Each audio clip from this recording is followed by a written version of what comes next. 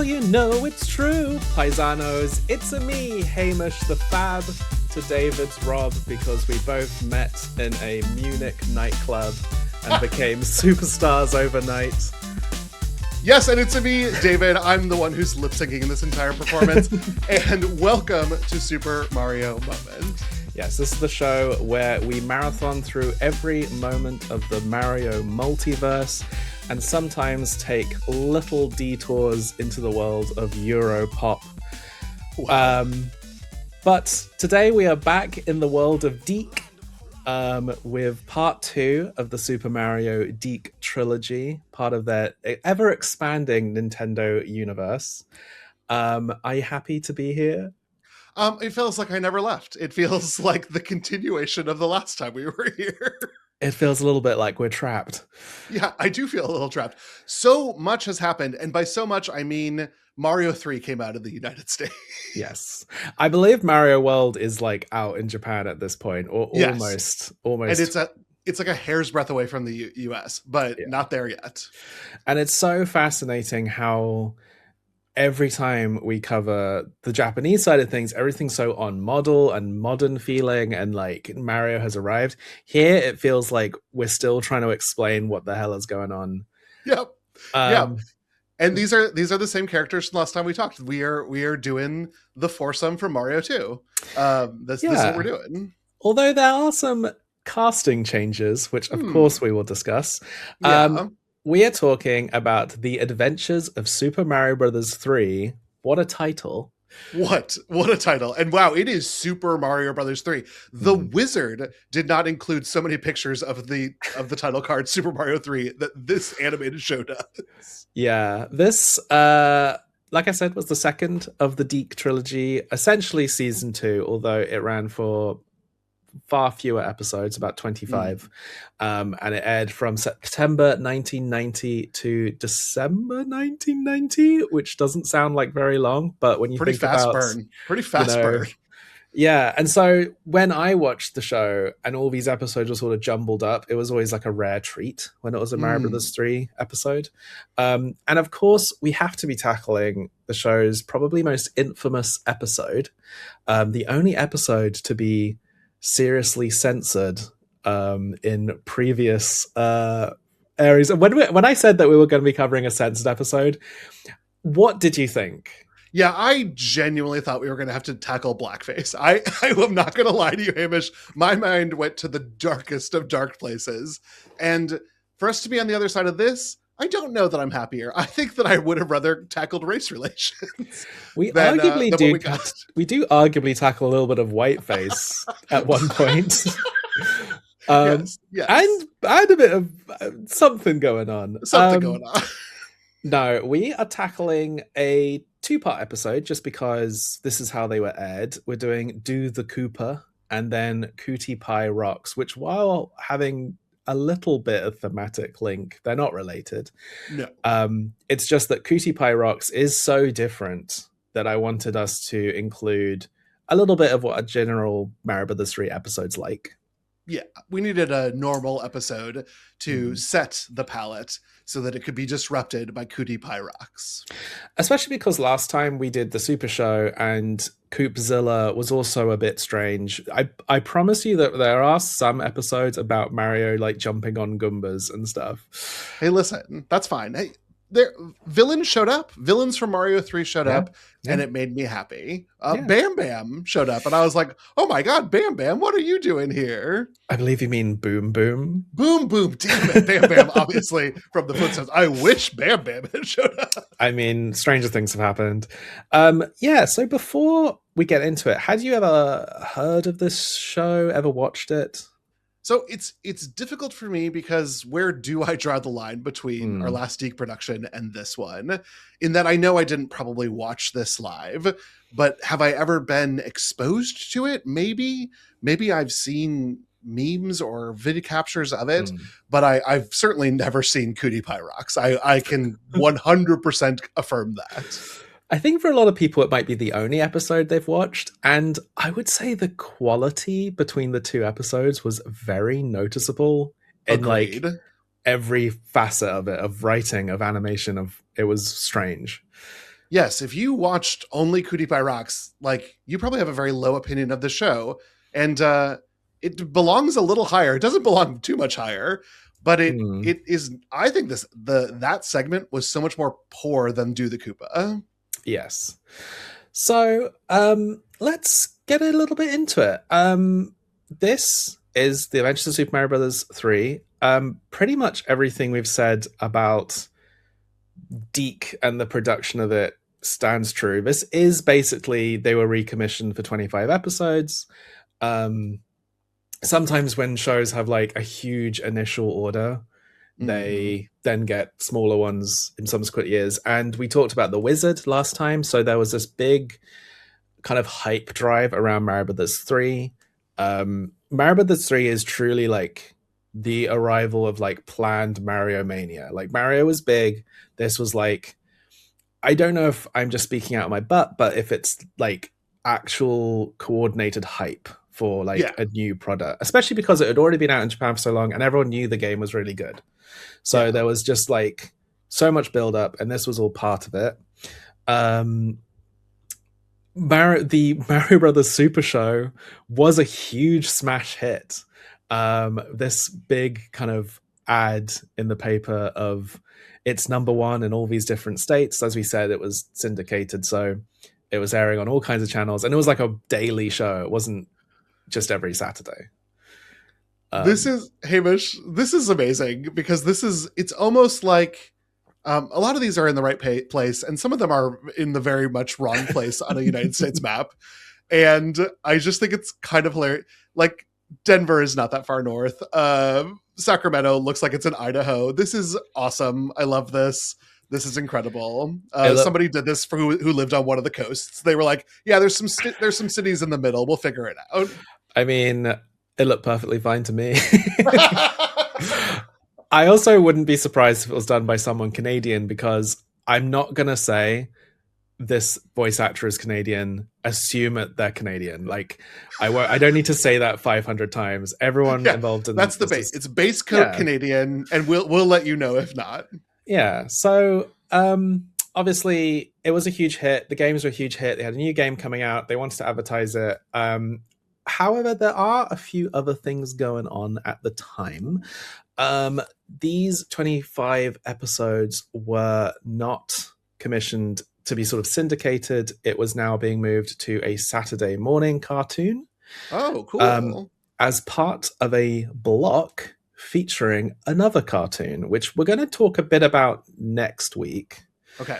But to give you a primer, it was Captain N. Oh, I do know about Captain N. What do you know about Captain N? I think of Captain N and the word cringe flies across my mind. That's all I really have. So I'll get more next week, I guess.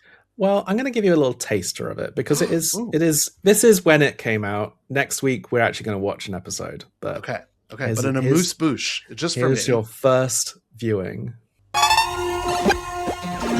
Welcome to Videoland. Mega high!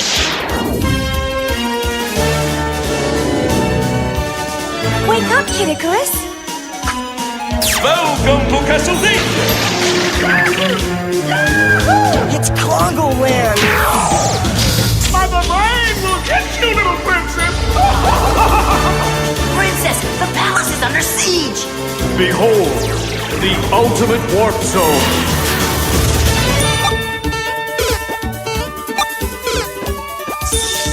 Kevin, I thought I told you to clean up your room. Whoa!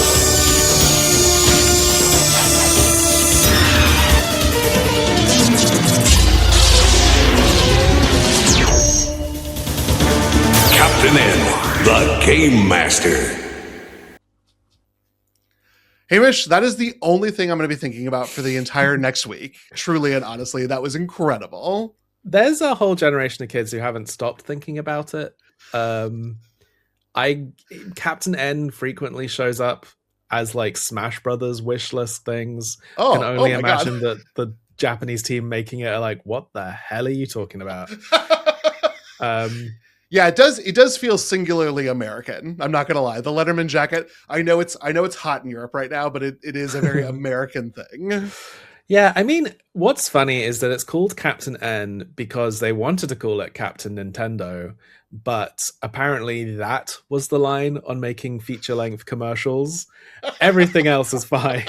Like, yes, I he like uses there's a line somewhere. Yeah. Even though it's Captain N in the Nintendo font, essentially, just Mario Brothers was such a big success that they wanted to fill an hour slot of Nintendo cartoon stuff. Which cartoon to choose? Why not just throw them all in? Mario never actually shows up in that show.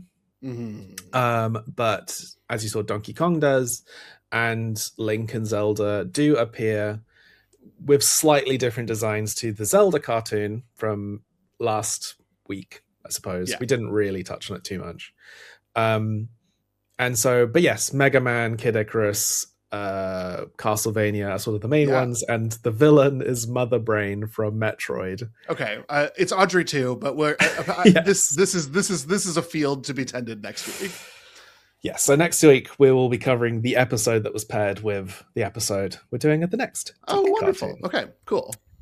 The other big difference you will have noticed is there's no live action segments anymore. My heart is broken. My Captain Lou Albano shaped heart is broken. Yeah. Now, I do believe they were successful. I just think this whole production was lower budget, even more than last week. It's kind of hard to imagine.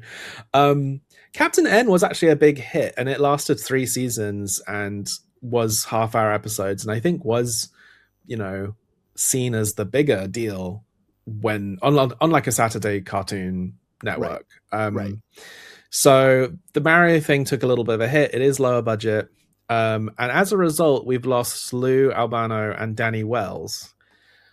I couldn't find anything explaining what happened, but I imagine, they were the live action talent, and they moved all the like voice acting to their Canadian sound studio, I suppose. So let's talk a little bit about Walker Boone. Walker Boone. Okay. Walker Boone. He is Mario. Oh, he's fine. He's fine. I don't like either of them. No, I hated Luigi. I'm trying to withhold my rage, but Mario was fine. Mario's fine. So he has had a long career, but truly one episode appearances and loads of shows. Okay. I don't think that's the worst thing, but it's like a way of working. He did pass away in 2021. His biggest role is probably this, just in terms of like nostalgia and cult and like all that stuff. Yay for him, I guess. Yeah. But he's not. But the problem is, he's the second Mario. He's not as. I mean, he's technically the third, but like people remember Do the Mario and Lou and stuff. Right. Yeah. And he's not bringing anything that I would find particularly memorable moving forward. He also looks so not like Mario that it's a little weird, because Lou was cast to play live action Mario and Walker is just a guy. I think some people will have seen him though, because he is in one episode of Star Trek The Next Generation as Lieutenant Commander Lynch, but it's a famous one because it's the season 1 episode Skin of Evil. If you know, you know. I won't spoil it, but it is a moment where the show kind of first goes into big changes of the series. So if you've seen that episode, you have seen him technically. That's kind of cool. Yeah. Luigi this time is Tony Rosato. Wow, with a name like Rosato, you would I would just hope that a little bit more Italian could come push past your Canadianness. And it just does not. I believe he seems Italian, at least in his picture. So this is a rare moment of Luigi being, I think, the more of the bigger deal. He was one of the few members to be on, one of the few actors, comedians to be on both SCTV and Saturday Night Live. Oh, wow. Wow, that's kind of like superstar status. Yeah, I think there's only 3 ever. He was in season 6 and then a full member in season 7 of Saturday Night Live. Didn't last a huge amount of time, but it was the same time as Eddie Murphy. Yeah. So you might have seen him in sketches and things. He did have a complicated life later on, with a lot of mental health issues. Oh, man. It's a bit of a sad story. I don't really want to dwell too much on it, but it's one of those issues where like he seems to just be very troubled. He had I can't remember the name either, but he had the condition where he starts to think people in his life have been replaced and did spend a lot of time in kind of hospitals and stuff. However, one of his other claims to video game fame is he is the voice of Nemesis in Resident Evil 3 Nemesis. So if you've ever played that game, he's the one going stars. Wow. I have not, but I feel like I have now that you've done that impression for me.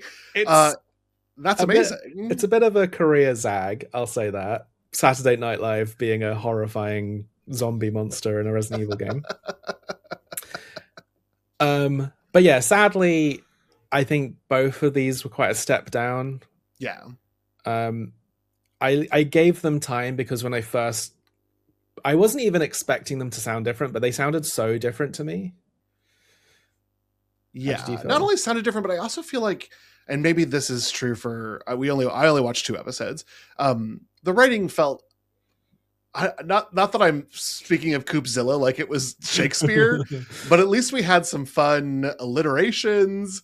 The writing for pretty much everyone outside of like Koopa gets a couple good zingers. It's a lot flatter here, and so the voice performance, I also just feel like there was nothing for them to do, and so part of my criticism is also that like the script probably was also given a little less attention than the other script. Yeah, I mean, I'll mention right now, it was written by Phil Harnage, who wrote quite a lot of these. He has been one of those chatty writers who's spoken about this. I read a whole interview of him trying to find any information about how the Milli Vanilli episode happened.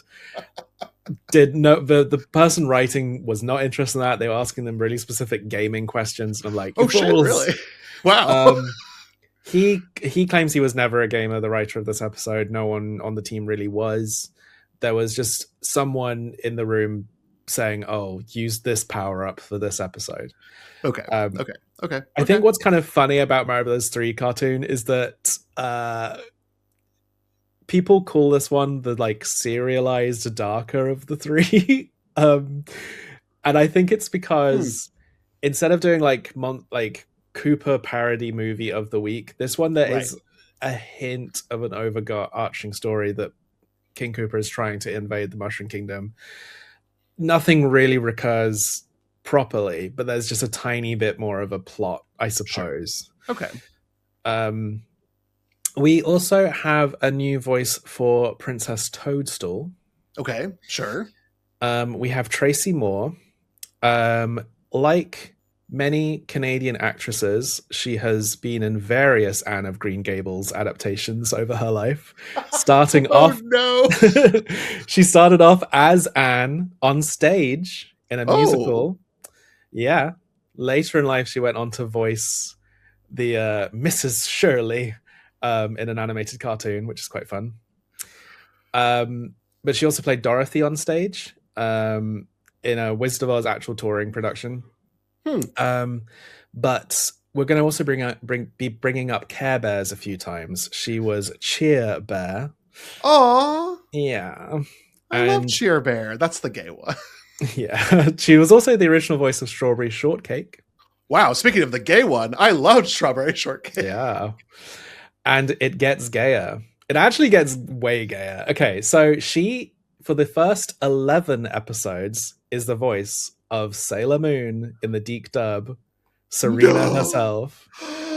Wow. I watched a video of like all the different voices. Like things were just different then. Like she was the voice for the first 11 episodes. She came back occasionally. She was also the voice director of the show at the time. Oh my God. Which is crazy. She was like back at Green Gables. Let me tell you. Yeah. And so I watched some videos which was like comparing all the different voices. And there's like 3 main ones for that era. And I'd say she's my second favorite, Tracy Moore. I love Terry Hawkes as Serena. She's the one that sounds a little bit like this. Yeah. The affectation really adds to the. I mean, there's a lot of queerness in Sailor Moon, so me to say it adds to the queerness of Sailor Moon feels a little like this salted pork needs more salt, but that's where we are. But Tracy started it all. She's the original episode 1. That's great. Usagi. Yeah. What a history. But it gets gayer because there's more. She was also Emma Frost in X-Men the Animated Series. Yes. Well, wow. I truly was on the edge of my seat, being like, what could be gayer than Sailor Moon? And you really found the role. I had to order those reveals very specifically. We're going Care Bears, Strawberry Shortcake, Sailor Moon, Emma Frost. Incredible. I think she does an okay job. Again, I don't think Toadstool is given a tremendous amount of things to do. But she makes great noises while flying.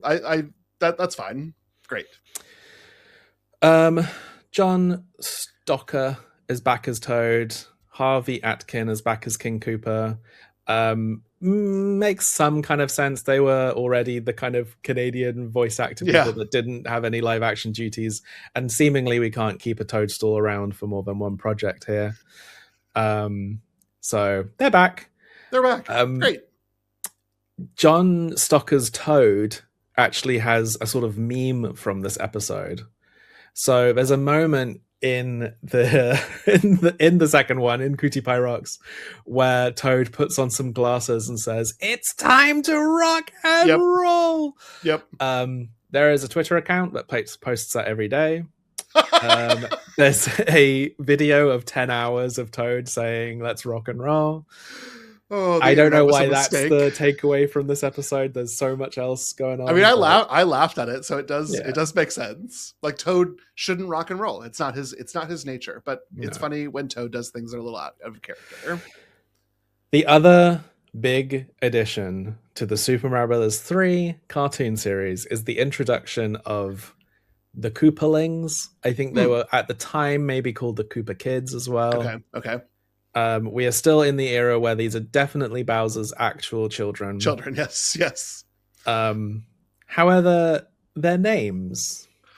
Their names, Hamish. Their names. Because names people would say words, and I would be like, I just ignored what I was coming into my ears, because I know who the Kooplings are.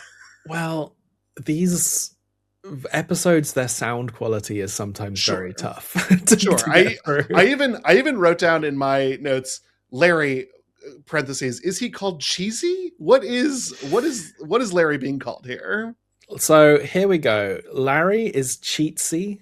Okay. Cheatsy. Oh, because he cheats. Okay, got it. Okay. He has a really strange design. Like, I've never viewed Larry as the like crypt keeper one. Well, and he's got stoner eyes. They have his eyes are like a constant little up, little down. What's going on there? We like Larry because Larry is the normal one. Thank you. He's the plain one. He's vanilla, and that's why he's cool. I'll try and rattle through these because there's 7. A lot of these I could just say they're kind of Deke workhorses. Okay. James Rankin is Cheatsy. He featured a lot in our episodes. Yeah. The most interesting thing I found about him is that, as well as doing voice acting, he was credited as a puppeteer on Repo the Genetic Opera and wonderful. Scary Movie 3. Oh. I think his career maybe not where it was because he was also listed as craft services on Snow Dogs. Ooh, God, not even okay on Snow Dogs. And I did check to make sure that wasn't the name of his character. Well, you might buy it in a film about dogs who race. Yes, but also it takes many hands to make a movie, and it's just as important. Roy Koopa is called Bully Koopa. And for as much as I'm into bully characters, like writ large, I hated this. I was like, don't call him bully. Just have him be a bully. What are we doing here? Roy has always felt like the fruitier male option for me anyway. So I don't view him. Well, they're all a little bit fruity. I like Morton as well. But anyway, pinnacle of heterosexuality, Ludwig von Koopa. I actually picked him a lot in Mario Kart 8 because he would dab when doing tricks and it made me laugh. He is Braveheart Lion in Care Bears. Oh wow. A big role. And he also did lots of other voices. He was in The Raccoons, which was my weird favorite Deke cartoon. The most Canadian of them. Even as a kid, I knew this was Canada. And he was in things like Inspector Gadget. He was also a voice director on X-Men, but I couldn't see if he'd voiced anyone. I'm sure they all took turns. Seemingly, that's how it went at Deke. Yeah. Kootie-Pie. Okay, I didn't look this up, so I'm ready for anything, but I was like, I swear I've heard this before. It sounds like an off-brand Elmira. So if you're telling me she was Elmira, I will die, because it seemed so wrong, but it felt close to that. I need to look this up, because I don't always write down everything they do. No, I think you would have noticed Elmira from Tiny Toons Adventures. I mean, that feels like the sort of like bright spot in her career. Well, okay. We're making sure live on air. This episode is right. No. No. Okay. No. I will cut that all out to save you the embarrassment. Well, I mean, that's just kind of what she sounded like. I'm not embarrassed by it. Like, no. But it felt wrong. It felt off. It just felt like that's what I was aiming for, and I didn't quite get the shot put that far down the sand. Kootie-Pie is Wendy. Again, I'm not sure I buy this. The Koopalings already have very like thin sort of characters, and I disagreed with almost all of them, which is crazy. But I don't think I did listen. Again, I didn't do research, but I did open the Super Mario 3 instruction manual, and I was like, first of all, maybe they weren't even named there, and so Deke had to name them. Well, that's not true. They are literally the third page of the manual. And they have all their personality in the manual. And so it feels like you went out of your way to like miscode these characters. Yeah, I don't know what it is. I've always thought of Wendy as being sort of like a fabulous diva, but maybe that's what I think all Mario villainesses are. But I don't think of her as a like, tantrum baby. Yeah. No. And listen, it can never be too big, but the bow is too big. I feel like a traitor here, but like the bow's too big. It's too big on this character model. When you leave the house, take something off. She should have removed the bow. She should look creepy without the bow, but yeah. So she was voiced by Tabitha St. Germain. Okay. She played Rarity and Princess Luna in My Little Pony: Friendship is Magic. Wow. Okay. She was in every single CG Barbie movie as various characters. Oh, but not as Barbie. Oh, devastating. No. Always the Barb maid, never the Barb. And also for our Distant Echoes friends, she was Asha in Ewoks. Ewoks. When you're reading someone's IMDb, you can never tell if someone is a main, like, what is Asha? Is that a one episode character or is that the lead? I don't know. You'll have to watch all of Ewoks to find out, listener. I agree. So just to rattle through the rest, Gordon Marsden plays Big Mouth Koopa, aka Morton. He still works. He still works. He's actually done a few things. He's played like a cab driver in like Day After Tomorrow. Oh. He was someone in the Santa Claus. I think he probably has a look and just gets cast in a lot of these things. He did do some voices for my favorite Oz adaptation, which is the it's kind of 80s anime that's like really weirdly faithful to the books. Really like that. Ludwig von Koopa is renamed Kooky Koopa. No. played by someone called Michael Stark. He's sadly done very little. Well, maybe he did this and was like, cool, Maybe let's do something else. Maybe the role of Kooky Koopa proved like, it was like the Joker situation where it proved like too torturous that you had to say no. Just the name alone is throwing me. Ludwig von Koopa is one of the most perfect named video game characters. Kooky? He looks like Ludwig von Beethoven. I have a theory about the namings. I couldn't find a real answer, but I have a theory. I'll tell you at the end. Okay. Hip Koopa is Lemmy. Oh. And Hop Koopa is Iggy. So they're hip and hop. Get out of here. Just get out of here. Hip Lemmy is Stuart Stone. He plays one of Donnie Darko's friends in Donnie Darko, Ronald. He's like in a bunch of the scenes as like one of the three guys. Well, as like one of the two guys Donnie Darko hangs out with. He's also Ralphie in the Magic School Bus, the one with the red cap. And truly, he has done every Deke show. Okay, well, good. And then pay a mortgage. Like, good for you. Iggy is voiced by Tara Strong. Oh. Who you will have heard. She's complicated. She is clearly, she's the biggest star in this episode, this cartoon. She's one of the most famous and prolific voice actors of all time, basically. She's Timmy Turner in Fairly Odd Parents. She's Bubbles in Powerpuff Girls. She's Raven in Teen Titans and Teen Titans Go. In Arrest of DC, she's played Harley Quinn and Batgirl various times. She's Ben 10. She was in The Proud Family, playing a character she probably shouldn't have.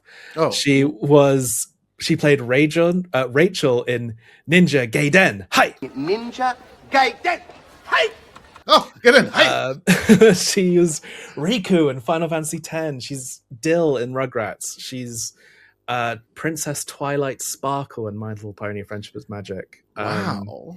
She's played Black Cat and various other Spider-Man characters.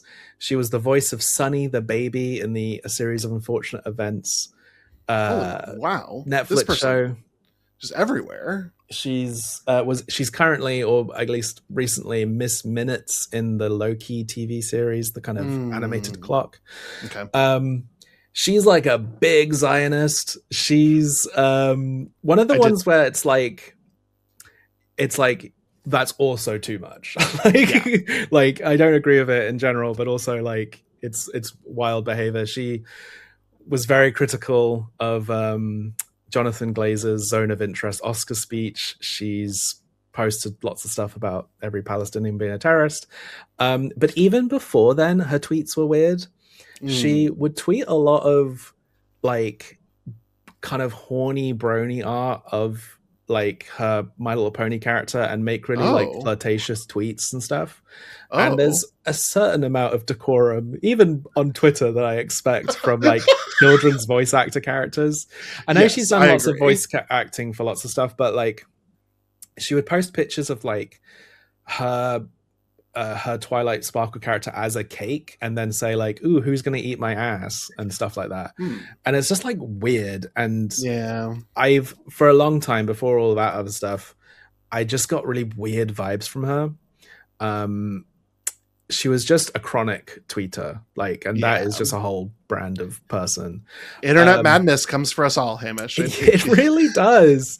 So I saw that she was attached to like some indie projects, but then was kind of let go of, and she fired back and got really angry about it. And it's one of those things where the people involved were like, we fired her because of her way of behaving, but she was just also just really weird.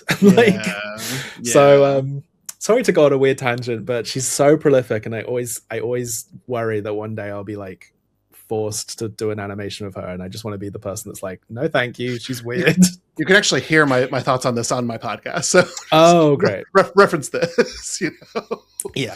That is what a dishonor to Hop Koopa. Iggy, come on. I know. Now there are two other voice roles in The episode we covered. Yes, there are. I don't know why I looked so confused. I know who they are. But I kind of want to save all of the Milli Vanilli conversation for Kootie-Pie Rocks. For Kootie-Pie Rocks. Yeah. Shall we start with part 1 and just give me your thoughts on the Mario Brothers 3 cartoon? Because this is quite a typical episode. Yes, it did feel very typical. It felt formulaic. It felt the way that children's animation tells a story. We've been doing this since Saturday Supercade. Like this was, and I would say much better made than Saturday Supercade, but that is a low bar.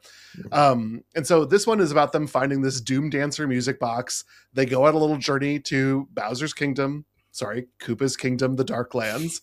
They overcome obstacles. They get the box. There's a confrontation with the bad guy. I had a good enough time with this. Yeah, as a kid, when I said that these episodes would feel like the little treat, part of it was because, I mean, compared to the Koopzilla episode, as a kid, this is like, they always feature tons of enemies from the games. Every episode is based around something to do with the games, whether that's an enemy, a level, or in this case, a music box, which is an item. Yeah, that's doesn't look anything like this and doesn't behave anything really like this. But like you can get the music box item in the games, and it's really rare in the game, so this whole episode is sort of a quest to get it.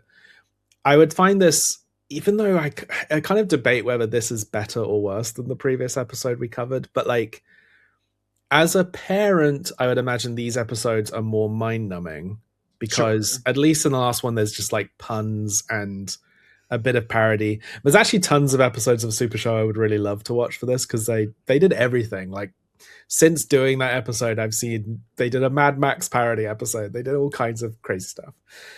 This is like more appealing to the kids, but more like mind-numbing to adults. Yeah, like what is even going on? Right. And that's where like my critique about the script is real, and yet they all grab leaves and fly with little raccoon tails. Like, I'm not made of stone. Yeah. I mean, it features a few deep cutty type things. And like, there's few things in this episode that's the first time we're seeing like a thwomp, or a first time we're seeing, like you said, boom boom, or you even had the like Bowser statues with lasers, which is a thing from the games. It feels, this whole series feels more like it takes place in the Mushroom Kingdom than last week. Agreed. Okay, and part of that is that we have Mario 3 now, and there's so much more in Mario 3 that we can use. At one point in time, the evil sun that kills you because it's hot starts dancing along to the music box. I was like, heck yeah, the evil sun is here. I'm going to be doing a lot of gifting from the end of this episode. There's a lot of dance loops that I want to preserve. Truly incredible. They need, this belongs in a museum. Like, it's just truly beautiful. That said, there's some downsides, I think, to its game influence. If we thought we were getting tired of the sound effects, my word, the running sound. Listen, I got to a point where I was like, I have hit my wall, and I know that my wall is further than yours, so I started to get worried about you because I wasn't done with the episode, and I had gotten there. It's everyone, anytime they move, must be the running sound.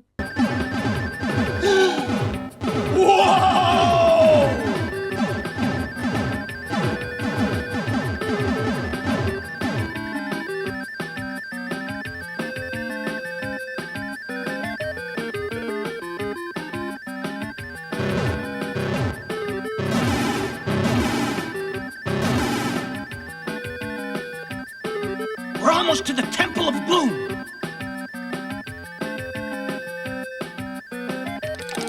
Dry Bones Troopers! Let's shake, rattle, and roll these boneheads!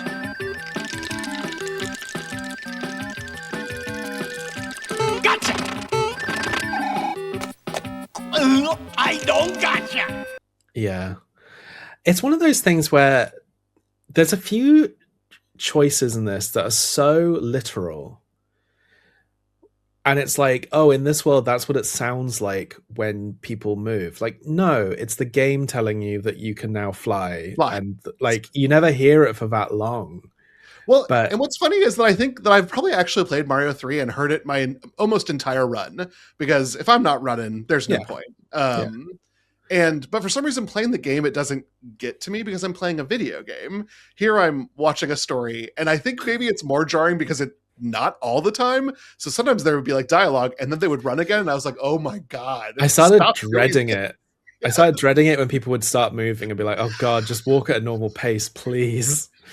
And like, it must come from like the people making the show, like being shown the game, and that's just what the game sounds like, and they think that's important because they don't know the games.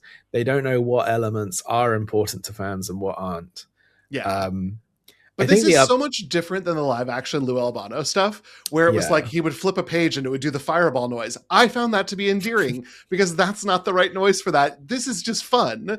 Here it was like, we have a rule and we're going to apply that rule every time something happens. And that became exhausting. Especially when you're trying to like hear dialogue and you just can't. Who knows how deep and thought-provoking some of the words in this could have been. I just couldn't hear them. You're right. That's what it was. Another literal element of this is like the look of the Doom ship, which I find very strange. Yes, they are finding the Doom Dancer music box, and the airships are called Doom ships. Any read onto why they must be called Doom ships? No, but I didn't say my theory for why the Koopalings were renamed, and I think maybe this is part of it, is I don't think the Koopalings were renamed to help the audience. I think it was a writing room decision. Got it. Because I think being given a bunch of names like Roy and Wendy and Iggy is harder for them to be like Cheatsy and Bully and Kooky. Like, I think that was just to help the writers, and it just stayed in all the scripts. And so part of me thinks like the Doom ship, like, was airship too vague or unspecific? I called them Doom ships for a long time. I still kind of do. I love that. That makes me happy.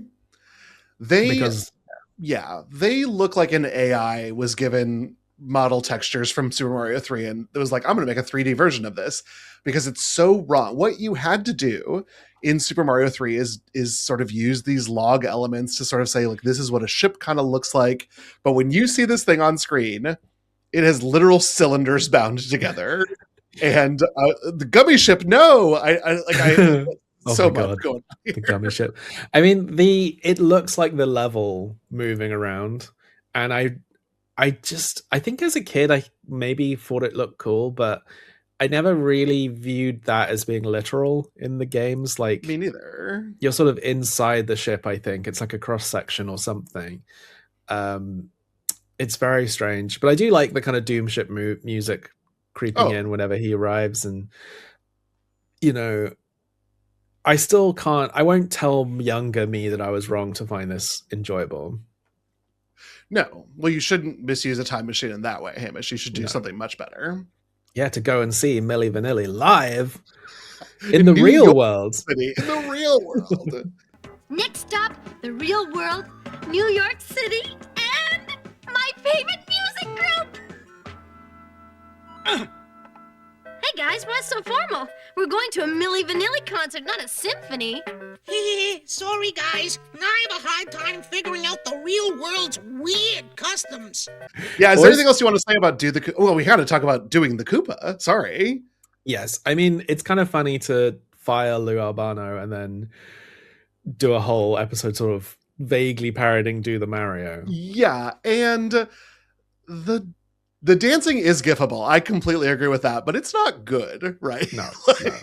I was charmed when the Sphinx got up and started like jamming. I thought that was quite like a little bit of effort had been put in that animation. But it's true, like just moving limbs equals dancing. It's a very similar plot to like Once More With Feeling, where they're like, you might dance till you die. Yeah, it is. I mean, that is kind of what he wants them all to do. I do like that it all begins with Roy, Koopa / Bully being like, I'm going to usurp the throne because I have the the Doom Dancer music box. And Koopa only doesn't fall victim to it because he has a cold and his ears are stopped up. Yeah, I mean, that is seemingly the whole contrivance of why he is ill. Whatever, he's vaping at the beginning of the episode. I was like, what is happening? I don't think he even has ears, so they could have just gone with that. You bozo! The animators didn't give me ears. Wow. A real Krillin versus who's my guy? Why can't I remember this? Well, I fell apart there at the end of the Dragon Ball Z reference. It's gonna come to me in like 20 years. Yeah, I remember. I just remember there was Bacterian. Krillin, you don't have a nose. You can't even smell him. Get over it. Bacterian, I remember that. I had feelings about Bacterian. I definitely was not supposed to. Agreed. That's the only reason I know that episode. I sort of enjoyed this. I'm glad we watched it because I do think it gives an idea of what this show is largely. Yeah. This show introduces a lot more specifics about like the rules, like the real world. I think last time we were a bit confused where Sayonara was.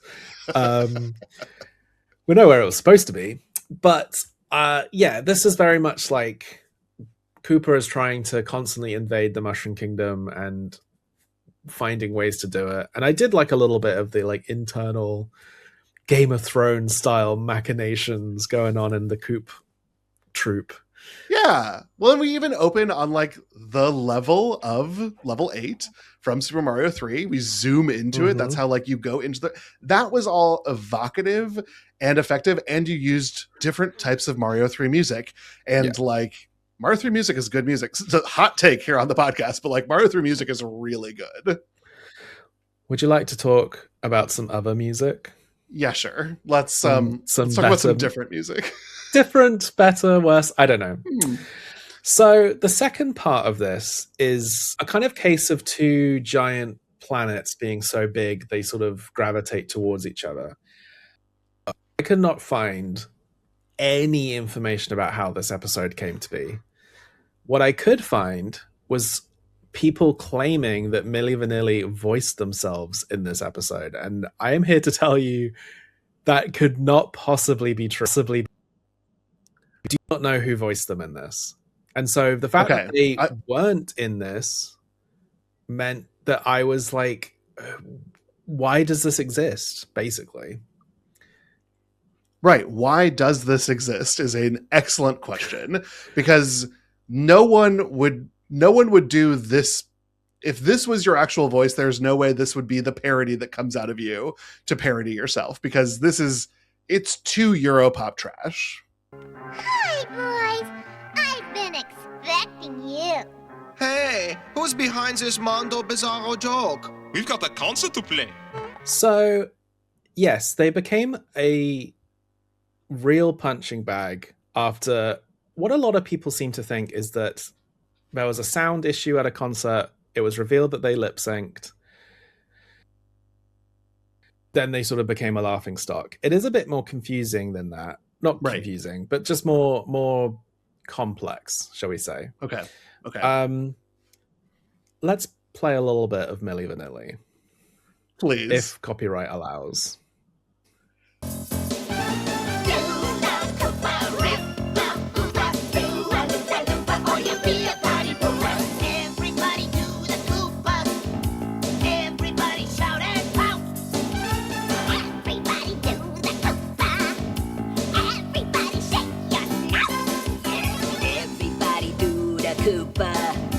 Everybody shake your scales. Everybody do the Koopa. Everybody wag your tail. Do the Koopa, rip the Koopa. Do a Loompa Loompa or you'll be a party pooper. Everybody do the Koopa. Once you start, you can't stop. No. Everybody do the Koopa. Bop, hop, rock, and slop, and rock, until you drop. What a fun little trip back to the 80s, Hamish. I think they're so cool. And after this week of research, I've become a pretty big Milli Vanilli. I love it. Next time I see you, I want your shoulders to be so much bigger, Hamish. I think they look so cool. They look cool. They look cool. It looks 80s, but it looks cool. So looking cool was probably their biggest issue. Oh no, why? So, well, it's because they looked so cool that they inevitably had to be big stars. Sure. Right? Yeah. They just didn't have the vocals, which is fine. Yeah. But let's introduce them. They are Fab, who was the first one to sing or rap, or it's funny that they're lip syncing to something that's not even like the most incredible vocals ever. Right. It's just like this is like Henry Higgins. Like all of us can do this. So this is Fabrice Morvan, who is French. Sure. And he moved after learning how to dance and stuff in Paris, moved to Germany, where it moved to Munich specifically, where one night in a nightclub, he was dancing away, and across the club saw Robert Pilatus, a German, equally beautiful dancing icon. They are really beautiful people. I watched like a 2-hour documentary about them, and I was just like, I get it. They were so cool. They're gorgeous. They're European. I mean, they're this 80s European ideal. I can see them dancing in this club. I can feel it. Was the connection aesthetic? Was it romantic? It was not romantic. Bummer. It does end sadly, I will just say. I mean, obviously, apart from this, but Fab and Rob became instant friends. It was a very white club, and they were sort of drawn to each other. Got it. They had the look. Their hair was a very conscious choice of both of them, where because they were dancing, everyone loved them. They were like, we should be pop stars. We should be famous. And what does like, that was basically what they were saying. I love it. And what does every famous person have? They have an iconic hairstyle. So they were sort of already forming themselves as like, we need to be a group. They did form their own band, whatever that means. I think they had backing dancers, and they were mostly just dancing. Yeah. However, they were found and discovered by a certain Frank Farian, who is a German music producer, and he was already concocting a plan. He had done this before with a band called Boney M. Rah Rah Rasputin. Oh. You know that song? I don't, but I... Oh, you don't know Rah Rah Rasputin, Russia's greatest love machine. Wow. Okay. Homework for me immediately when this call ends, though. So Boney M was another black group who were just the front, the visuals. And they actually had their own scandal where it was discovered they weren't singing their songs. Sure. Okay, so this is this guy's thing. This is this guy's literal thing. He sort of just finds people who have the look he thinks is marketable. He's a bit of a villain of the story. Oh, I'm already getting there. A music manager in the 80s. Is he white? He is white. So I think that's the sort of elephant in the room, is that he would find kind of the look he wanted and the sound he wanted and make everyone unhappy, because the actual people who sang Milli Vanilli's songs are also furious because they weren't getting any money, any attention. I have it all listed down. I'm not going to spend 2 hours talking about the whole story. I'm trying to summarize as much as possible. Another important figure is Ingrid Seagit. Okay. She was Frank's, the producer's, then girlfriend and assistant. And even though I think Frank became the villain and Milli Vanilli really didn't like him, they all seem to be quite fond of Ingrid. Oh, okay. And both of these guys... Rob was literally an orphan, and both of them were like doing a lot of working on the living on the streets and things like that. And Ingrid, they both saw a little bit in a motherly kind of way. And both of them, I mean, her and Fab are kind of the main talking points of this documentary. And they do disagree on certain things. From Fab's point of view, they always wanted to sing and they weren't allowed to. Okay. And they were like freaked out to find out that someone else was singing their songs. Ingrid's version of events is that they always knew this was part of the plan, and they made like Milli Vanilli together. Basically, the problem is how successful they got. Like this wouldn't be a huge scandal, because I think a lot of people think people are lip syncing, or like, you know, it's kind of more accepted, or just like, I don't know, people have less illusions of all of this now. But because they became so successful, they were immediately a huge hit. This was like a German music company. They immediately broke America. Girl, you know it's true. That I've heard many times. That went like 7 times platinum. Yeah. They instantly did like a America tour. They were on covers of magazines. They were doing everything. They got a Mario cartoon made of them. And this was all in the same kind of year, basically, of them emerging. And the problem was that because they were so big, they started to do interviews. And they clearly sounded really different. The interviewers would often ask, like, can you give us a few? Can you sing us a few lines? And they would like try, but they clearly sounded different. I think people think there was this huge event where they were suddenly uncovered. No. This did sort of happen. Oh, really? Okay. At a show, the backing track did start skipping. And Rob, who, according to this documentary, he's the one that really suffers the most out of all of this. I'm going to show you a little bit of them in a minute, so you can sort of see them talking and everything. But the kind of weight of the lie started to get too big. Yeah. And I think it became one of these like semi-open secrets where like people started to kind of know that they weren't really singing, but it wasn't a big deal yet. Okay. But it did, as any music story tends to go, it did end up leading Rob to drugs and just this kind of anxiety and terror of being found out. Yeah.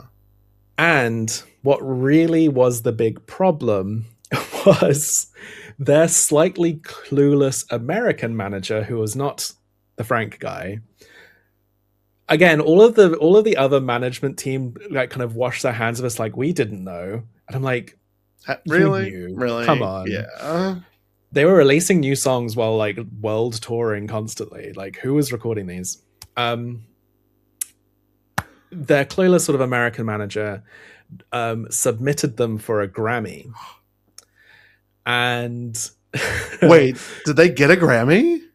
At the Grammys, you have to perform live. Yes. So he submitted from the Grammy and they got nominated, and everyone else who didn't know that the manager was doing this kind thing, you know, they were the biggest act in the world. Yeah. Were furious with him. Because they were like, we're gonna have to give up the ghost on this.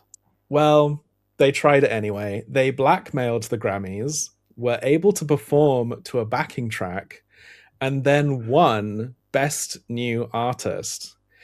And this is the moment when it went from like a kind of whatever sort of joke. Yeah, this is the bridge. This is a bridge too far. Yes. So you can watch them perform at the Grammys, and when it cuts to the other nominated acts watching, they're not amused. No, I imagine not.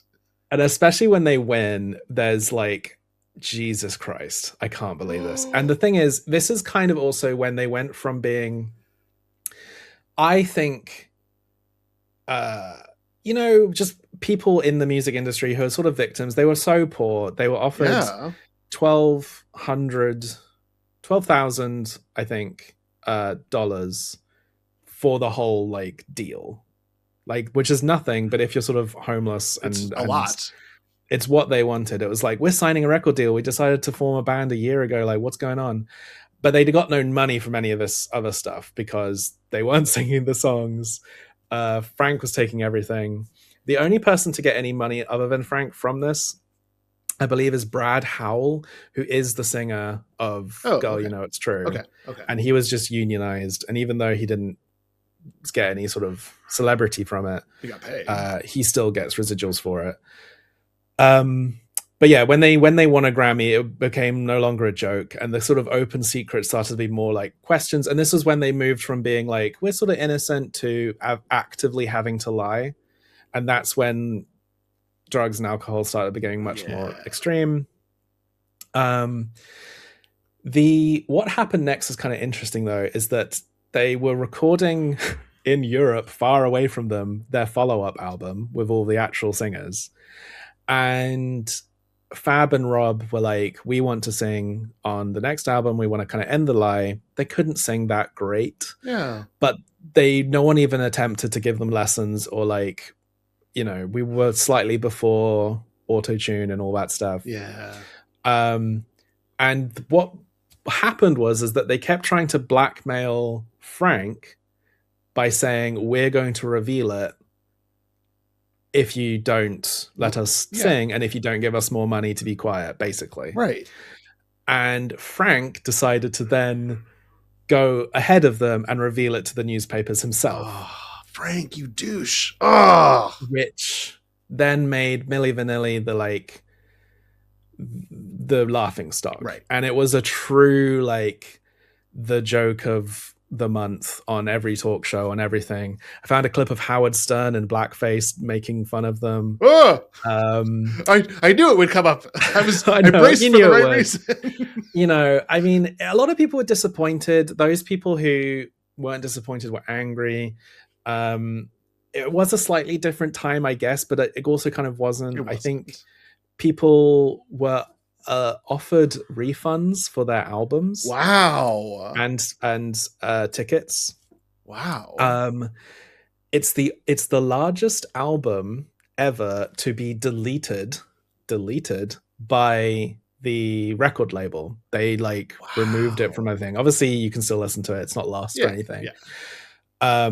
But it was a big scandal. And what's probably even worse, I also wrote that their follow-up single, Blame It on the Rain, was written by Academy Award terrorist Diane Warren. Which is just I wrote so many more notes for the documentary than I did this actual Mario episode. There's much more, I think, to the story. That is incredible, Hamish. They were so big. It's hard to imagine because they were big for like a very short window of time. What sort of salt in the wound is that Frank, in revealing that Milli Vanilli weren't real, started a new group called The Real Milli Vanilli. Oh, ouch. Featuring the singers of their songs and all of the tracks they had recorded for their second album. But guess what? They weren't the Milli people Vanilli. He revealed as the real Milli Vanilli were also not those singers. They were also actors paid to be in the music video. Stop. My guy gets caught and he goes back to the same strategy? Yeah. He's ludicrous. What is his name? Frank Farian, I believe. Because there's not that many letters in common, but for some reason when I picture his name, it becomes Haim Saban. And yes, maybe it's just too much evil next to each other that I'm just sort of lining these things up. I'm going to show a little moment from the press conference that they gave. It's a little embarrassing. The crowd hate them. Oh, my sweet baby angels. But I need to show you a little moment that if cringe is your enemy, this is going to be tough. I'm bracing. I'm into it. Okay. Yeah, I just tried to give you guys an answer. I give you an answer. I learned in school not to interrupt my teacher. So you have to find a solution. Okay. I think you should go with this tape. We give you each a tape. You can take it to a scientist. Why don't you just demonstrate now? Okay, I demonstrate it. Fuck it. Let's do it. Everybody. Okay. Yeah, but these mics are fucked, you know, you guys. 1, 2, 1, 2. Okay. Girl, you know it's true. Okay. Ooh, ooh, ooh, I love you. I'm in love with you, girl, cause you're on my mind. You're the one I think about most every time. When you crack a smile and everything you do.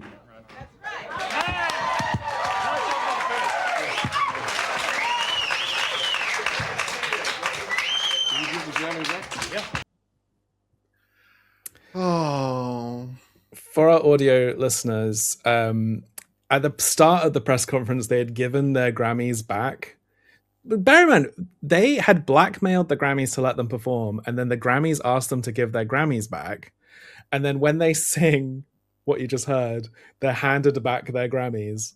But they are still the only acts to have ever actually handed back their Grammys. In a press conference that's being held in, I believe, an airplane hangar. This is there's a lot happening here. So we won't dwell. I never like to dwell on sadnesses. No. Fab was the one on the left, and he did have a solo career and still does. I found a video of him performing kind of his more singer-songwritery type of stuff on RuPaul's Guy with a talk guitar. show. Yeah, let's do it. Yeah. That was on RuPaul's talk show. All right. Awesome. And who, of course, made jokes and said, so are you going to be singing this one for real? Because I know a thing or two about lip syncing. And blah, blah, blah. Yeah. But he actually has quite a nice... It's a good dig from RuPaul. I'm sorry. Yeah. Like, I feel bad, but like it's a good line from RuPaul. The last shot of the documentary, which I watched on Paramount Plus, and it's just called Milli Vanilli, is Fab performing Girl, I Know It's True at like a music festival, and he has a really great voice. Oh, yay. And so I think he just like in these duos, sometimes you find the one that like really loves the music, one who really likes the fame. Sadly, Rob is no longer with us. And he died, I believe, in 1998. And he was in and out of rehab. It seemed to be an accidental drug overdose. Sure. And he was discovered by Ingrid, who he had moved to be near in Germany. So when she's interviewed throughout the documentary, while they disagree on some things, I think there's no terrible bad blood between them. Nice. I think they are mad at Frank, but Ingrid frames the whole thing as like, wasn't it funny that we got to be famous for a bit by like making up a band? Like, what's the big deal?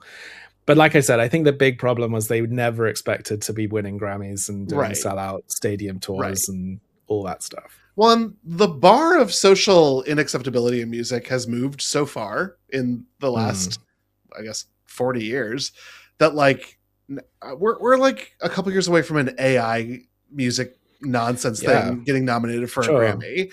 And like this will be looked at as such a better time than that.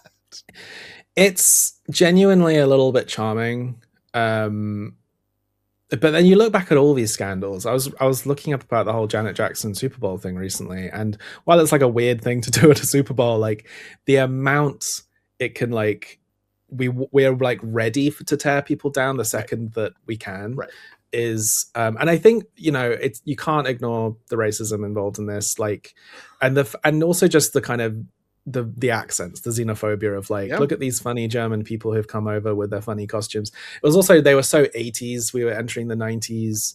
There was lots of reasons why people kind of wanted to laugh at them. Yeah. They did release some singles under the title Rob and Fab with their own voices. I love that. Apparently their first single only sold 2,000 records worldwide. Ooh, so yikes. It's a bit of a hit. Yikes. Okay. Okay. And then there is a biopic about them, a German film called Girl, I Know It's True. I went down a hell of a rabbit hole because it's directed by someone called Simon Verhoeven, whose grandfather is called Paul Verhoeven, but is a director, but not Paul Verhoeven. Not Paul Verhoeven. It's a different Paul Verhoeven who's a different director. Ouch! No, change your name. I'm sorry. That came out in 2003, but there had been attempts to make a movie beforehand. A movie was being made in 2019, but the director, Brett Ratner, was involved in scandals and is now a pariah. His most recent movie was the Melania Trump documentary. Oh, shit. That was him. I mean, I knew that he he introduced to himself his outcomes, but I did not realize he had decided, I'm going to stay at this course and I'm going to direct this pile of garbage. Great. Okay. So, like the existence of the Super Show, because Mario was so big, it had to happen. We already established last week that the Mario Show would often have like musical numbers and like licensed tracks and stuff. I don't know why this episode exists, but I also don't. It doesn't super surprise me. At existing. No. Just because Milli Vanilli was so big. Mario often had musical guests, I suppose, but it's definitely not them voicing their characters because A, one of them is French, not German, and B, it's clearly someone else in the cast just doing German accents. Yeah. Well, and so here's what I could picture. I could picture this being sort of a roller, like we're trying to do a lot of promotion for this while the star's rising. We're going to attach as many things to it. And they reach out to Deke and they say, we'll give you Milli, like, won't give you their voices because of all sorts of reasons, but we want to have this music featured. We're going to cut you a deal. Like, what can we do to make this happen? And they said, we choose The Adventures of Super Mario 3. And they're like, great, we'll take anything to get in front of eyes. I mean, that's kind of how these things do end up happening. I would be surprised if both of them even knew this was happening. Like, it would have been, I will say, in the 2-hour documentary about Milli Vanilli, which I watched to find out any information about this, it just has one shot of Peach going like, Milli Vanilli is my favorite band, and no other mention. It's just in the montage of like, they were taking over America. I mean, and that's evidence of it. I mean, Mario is also a rising star. And so again, it all sort of tracks for me, but it does also seem very weird. Unless like last episode, Madonna was there. If it was just like a rotating thing of like rising stars, fine. But this is the only one, I assume. Yeah, it's the zenith of 1990. Like, and this aired 3 weeks before the event I talked about where one of the tracks started skipping. Okay. Which in retrospect, a lot of people view as when they were found out. And things did happen pretty quickly because that was in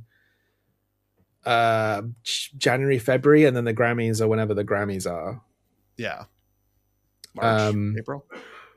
But also people weren't filming and uploading concerts to the internet. It was sort of just a rumor that a track skipped. And like, it was easy to kind of pass off. But so this episode releases in the window. Yes. They're big and they haven't yet started to crumble. I mean, there's pieces, but it's not a global crumbling the way it will be in only a few months. Yes. And we watched a YouTube recreation of Restored to what it would have been, where they used tracks in future episodes, future reruns of this episode. I don't know if you watched any of it. I did. I watched both. Yeah. They don't just remove the music and replace it with the most generic, just rock loop. Yep. It's also called Kootie-Pie Rocks, and they're not rock stars. It's all a bit confusing.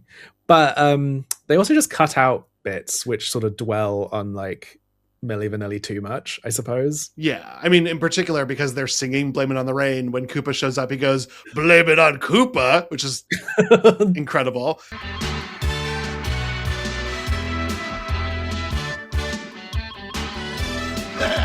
Blame it on King Koopa.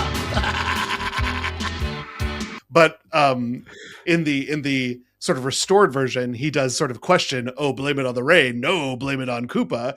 And that's a way better line delivery than just blame it on King Koopa.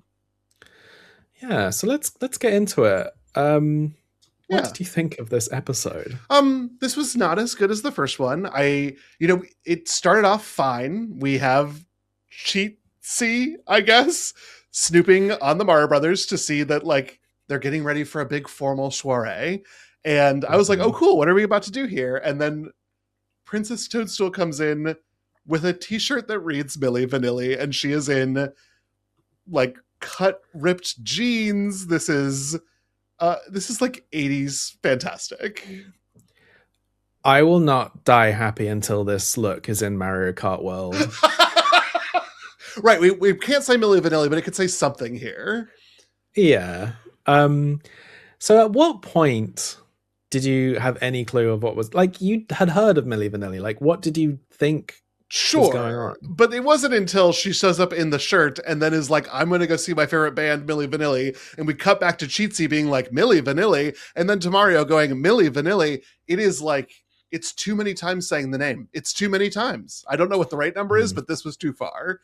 And this is where I was like, is this a Milli Vanilli episode? And that it wasn't until that point that it sunk in about what was about to happen. Yeah, I think there's some fandom legend, I guess, that for people who don't watch this episode, they think the plot of the episode is that, like, they get found out as lip syncing their songs. But there are many moments where they're talking about, like, we can't perform without our band, which is true. They literally can't. But I think it reads more as like diva behavior than an admission. Yeah. Yeah, so they're planning to go to real New York for a Milli Vanilli concert. That is truly what's about to happen. And somehow, I guess Cheatsy comes back and reports on this, and this causes our Kootie-Pie / Wendy hissy fit, I guess, against her father. Yeah, I actually kind of liked a little bit of Bowser father stuff with Kootie-Pie. Like, I mostly didn't like any of it, but I sort of miss them. I kind of miss Bowser being a girl dad. Yeah. A little bit. He's fun. I mean, he's fun to be trodden upon because it's the fun version of Bowser, who is like sort of this like anxious, pathetic figure. Yeah. Like, I don't think you get any of this stuff in the Super Show. No. I don't know. I found even from the last episode, the animation quality to like massively dip. And you'd think that if they had like a big guest star, that they would maybe advertise it a little bit more with like calling it Mario meets Milli Vanilli or something. Yeah. But also you think you'd try a little harder with like, I mean, the crowd. The crowd doesn't look good. They look fine. I will offer that. Yes. They look fine. Ugh, the crowd is... And that we're selling it as these are like rabid fangirls and aren't they the worst? And I don't like the sexism of that, but it is 1990, whatever. The backup band doesn't look good, but I will say Robin and Fab look, I would even say good. I wouldn't even just say they look fine. They look good. But the dancing, no, Peaches dancing, the crowd, everything just looks a bit wonky. Yeah. But yeah, I agree. I think Rob and Fab can hold their heads high with their appearance in the Mario cartoon. I think they get the outfits right. I do think they're done dirty later in the episode. Agreed. We can get to that. Yeah. But yeah, I just think in general, I was just so distracted constantly during this by like wonkiness. And I always talk about like things being off model. Like, were there any models for any of this? Like the huge gaping mouths of the like fangirls was just really distressing. I did not care for it. And then the Doom ship appears and UFOs Milli Vanilli up. First, like lifting them on a platform and then literally just teleporting them. I was like, what are the limits of Bowser's powers? Like, I mean, another Mario Galaxy hint, I suppose. I will say, I do think Milli Vanilli in this situation handle themselves pretty well. Like, quite crazy things are happening, but maybe that's just what it feels like when you reach skyrocket to success. Yeah, like you're just sort of this is happening now. And I maybe prophetically the backup band is like, who cares? Well, they were never the one singing. It would be funny if in this moment the song just kept going. Yeah, and here we announce that we have to go to the warp zone and go save Milli Vanilli. Again, just the words Milli Vanilli being said too many times. For sure. You know, it's an interesting stake for a cartoon that we have to save Milli Vanilli. Yeah. I do think they do look more fitting in the Mario universe than I think they should. I mean, they already have such cartoony proportions and distinct looks that they just sort of work. Yeah, they work great. But they refuse to perform. They are not going to give in to this little brat. And good for you guys. But she threatens them. If she does not get what she wants, she will turn them into accountants. Yes, and that's fine. That's fine. I don't understand the designs they give them for being accountants. We're about to see them, and they are they're not nerdy. They look cool. Yeah, I mean, I sent you the video to watch today, and this accountant look was in the thumbnail, and I was worried that I didn't want you to be spoiled. But like, how could you know who that was supposed to be? No, and they don't look bad. I'm told by the cartoon that they're bad, and I do understand children's cartoons, but I think they look bad because what they do to their hair is bordering on offensive. Like, it is okay. It's a little floppy. It is a little floppy. Yeah. Not the most offensive, maybe hair part of this episode. That's still to come. We also see some Sledge Brothers. I've always liked the designs of the interiors of this. Like, I mean, looking at our actual Mario moment stage with the little checkerboard flooring. Yeah. They do get that. And also I've mentioned this many times, but your background, like, it looks like the design of these castles. Yeah, because they do this to add some third dimension. Like, it was part of the game. It makes it look a little more 3D as a way of doing a TD tile to a little bit upscale. And I think it works really well in the cartoon. And it impressed me. It impressed me in Do the Koopa too, because there was a lot of that there. Yeah. I just think I found this episode compared to the last one, it just like moved at such a pace that I found unsettling. Like, I'd be writing a note and then like the whole scene would have changed. Yeah. Ooh, okay. So now because they need a backup band, Mario and company have dressed up like a band. And Hamish, describe the aesthetic. The aesthetic is the photograph of your father that you don't want to keep. Yes. But he always thinks is hilarious Yes. from when he attended a party in 1990 and was like, oh, it wasn't offensive back then. Yeah. I mean, Peach looks great. Sure, of course. Well, naturally. But Mario, Luigi, and Toad have like giant dreadlocks and baggier clothes. I mean, the clothes I think are fine. The clothes are fine, but the hat and dreadlocks combo and glasses is almost giving a little bit more Rastafarian than it's giving Milli Vanilli, and so it's not even a match to, I think, the style. It's interesting because we know the writers don't care much about Mario, but they also don't seem very interested in Milli Vanilli or like what they're going for, because everything again is about like, let's rock and roll and like let's rock, and everything's no, this is like R&B. Like this is not rock. Although I've got to say, top 10 Toadstool line, but who is going to sing with us? These two accountants? I howled. That was great. I think introducing the Koopalings is pretty smart, because I think villains that have the intelligence of a child are much easier to fool and to. But I would not buy Bowser being like, "You're right, I should turn them back." Kootie-Pie for sure, I can understand. Yeah, she's manipulable. They also can't play. Right. Like, Kootie-Pie doesn't care.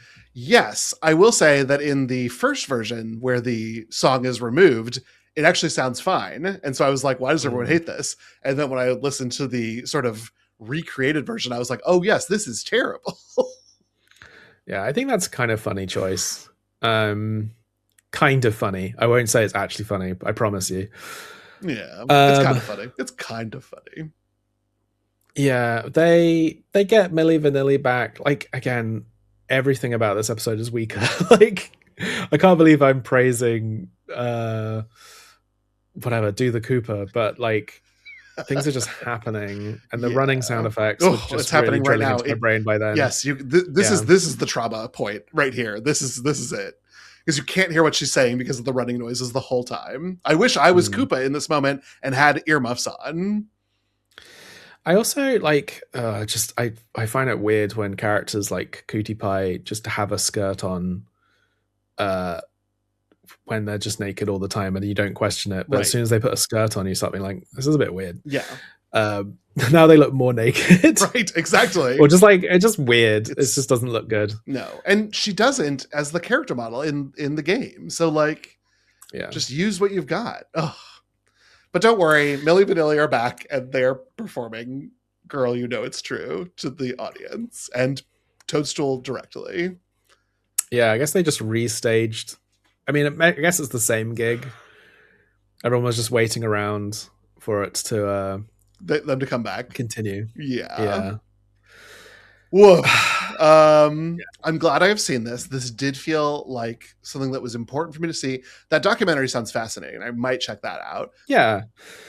It's fun. It makes you really like them and like get the appeal. I think they're easy to kind of look back on and think how cheesy and unobvious it was that they weren't singing. But like, I really got how cool they were. They put them in a lot of interesting context of like people, you know, bands like them had never really been seen in that kind of at that success level and that scale. They were selling out concerts everywhere. It's also just like clever what they did. Like they were able to do a world tour and lip sync the whole time, and I think that's actually weirdly impressive. Yeah. Well, and they're still dancing, I'm sure, very well. They're still putting on a performance. Lip syncing, I think, gets a really bad rap in a lot of places. And if you know that it's what you're there for, like you shouldn't be upset. Like if I went to a Cher concert and Cher was lip syncing, shocker. Like I'm fine because I'm there to see Cher and maybe have some of her sweat hit me. Like that's all I'm hoping for. I mean, another thing is you really get to know their personalities, and Rob in particular has a lot of funny lines where he was believing the lie. He was getting so cocky. There's a quote from him in a magazine where he said, "It's a lot harder to sing a Milli Vanilli song than it is a Beatles song." Where it's like, you don't sing. Wow. Wow. So there's just like they're fun. And it does seem like Fab is enjoying his life, enjoying his sort of reclaimed bit of fame. I'd love to know what he thinks about this episode. I hope he's never seen it. I truly hope I hope he passes from this earth without that sin upon him. It's probably likely he must have not heard of it. Like, I don't know. Sometimes I think it must have been a situation where some deals were done between companies and record labels and they were just presented, oh, by the way, you're on Mario this week. And they were like, cool. Yeah, add it to the pile. Is there anything else you wish to say about the Mario Brothers 3 cartoon? No. This was fun. I really appreciated this. I do think that as far as like what we evaluate when we talk about these sort of appearances, this was a nice representation of Mario 3 on screen. I think that was nice. They're breaking blocks. They're collecting power-ups. Maybe the Milli Vanilli not as much, but you know, Kooplings are there. I liked all that. I loved the design of this. It felt good. I liked the music. I didn't love the sound design just because we were pushing the button too much. But I had fun. I would watch more of these. Nice. Well, good, because you're going to. Yes. Next week, we are taking our final trip to the world of Deke with the Super Mario World cartoon. We are going to be covering the final episode of Mario World, which is also the final episode of the Deke animation and is the highest rated episode of all of these. We're also going to be taking a look into the Captain N episode that was paired with this, which I don't believe is the last Captain N because that did last a little bit longer. So look forward to that. David, where can people find you? Yeah, you all can find me online almost anywhere as Dmuma. That's DMUMA. And I am also the co-host on a couple of podcasts. One that I do with my buddy Derek, who is past guest here, about high concept, weird, and experimental television. And with my friends Marilee and Tyler, we are talking about horror media of all types, and that is called Fear Coded. And you can check those out wherever you get podcasts. Hamish, what about you? I am Hamish Steele on Blue Sky, Instagram, and everywhere else. I only have this show in podcast form, but I have a TV show called Dead End Paranormal Park on Netflix. It's based on my graphic novel series Dead Endia, which is also available, and I have a new book series called Go Man. Volume 1 is out now, and Volume 2 is up for pre-order, coming out this summer. We've also guested on a bunch of other shows. I want to give a quick shout out to the Q Division, the James Bond show on the Glitterjaw Network, which recently covered the other strange black sheep of the Bond series, Never Say Never Again. And their special guest was my brother, Harry Steele, who was also the first guest on Super Mario Moment. So I've just listened to all of it. It's really fun. Yeah, it's like fantastic. A lot of Glitterjaw shows. Yeah, you don't have to have seen the film. They go into lots of interesting history about it. And it's always nice to see my brother being part of the network. Yeah, and I was very mean to Paul Verhoeven earlier, but anytime the Q Division mentions David Arnold, that is not me. That is... Oh, no. That is the actual composer, David Arnold. Yes. We are, of course, talking about another show on the Glitterjaw Queer Podcasting Collective Network Fun Time Special Wow Time Good Time show. The Glitterjaw Network has loads of great shows about all kinds of nerdy topics and just lots of love for movies, video games, books, shows, culture, and more. Great. Yeah. Until next time, So long, Gay Bowsers.